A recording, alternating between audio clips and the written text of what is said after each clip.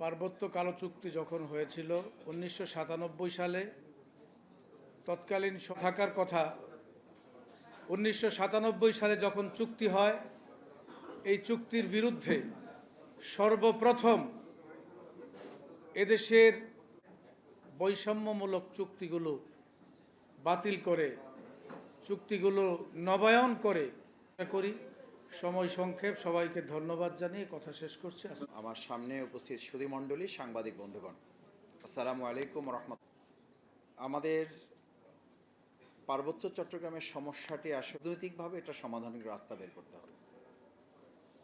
কারণ ভৌগোলিক সমস্যার দিক বিশ্লেষণ করলে আমাদের এই অংশটুকু তো কোনো বিচ্ছিন্ন দ্বীপ না, এটি হচ্ছে 56,000 বর্গমাইলের একটি অংশ। সুতরাং এই অংশ হিসাবে এটিকে সামগ্রিক বিবেচনা নিতে হবে।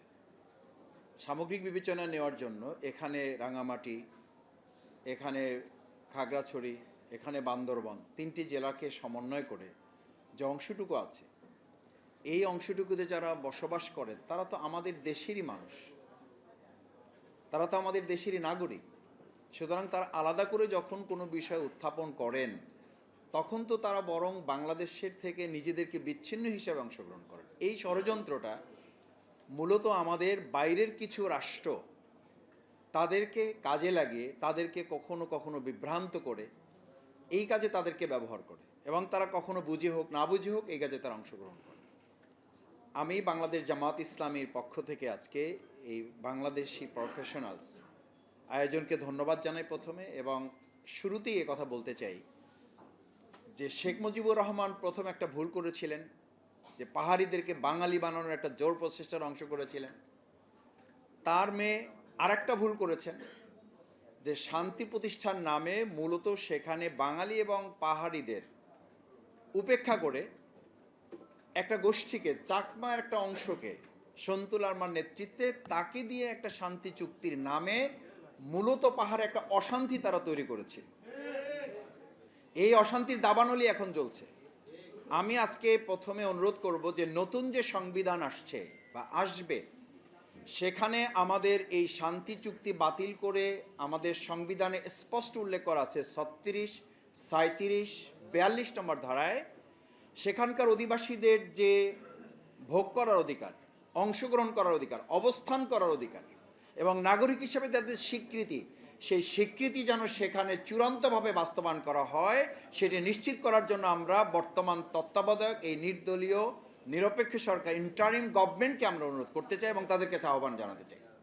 দ্বিতীয় কথা হচ্ছে, যেহেতু প্রধান অতিথি কথা বলবেন, আমি শেষ দুটো পয়েন্ট বলে আমার সংক্ষিপ্ত কথা শেষ করতে চাই।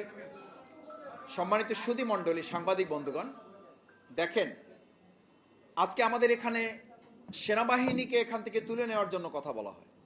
আসলে কি সেনাবাহিনীকে এখান থেকে যারা তুলে নিতে বলেন, আমরা কি বলবো যে বগুড়া থেকে ওনাদের অসুবিধা হয়, বগুড়া থেকে সেনাবাহিনী ক্যাম্প প্রত্যাহার করেন? ওনাদের সুবিধার জন্য কি আমরা বলবো যে আমাদের লালমনিরহাট থেকে সেনাবাহিনী প্রত্যাহার করেন?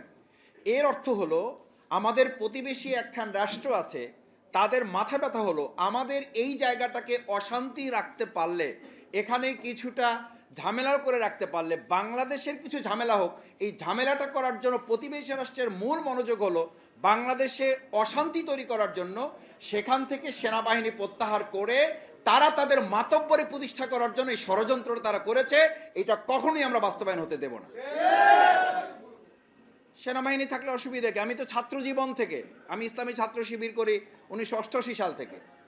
সাংগঠনিক কারণে, রাজনৈতিক কারণে বহুবার ওখানে যাওয়ার সুযোগ হয়েছে, ভাইদের সাথে মেশার সুযোগ হয়েছে, কথা বলার সুযোগ হয়েছে। তারা বলেছে যে ভাই, আমরা তো এখানে এমনভাবে নির্যাতিত যে আপনাদের দেশে আর চাঁদা কি ওঠে, এখানে আমাদের কয়েক জায়গায় চাঁদা দিতে হয়। আমি বললাম কেন ভাই?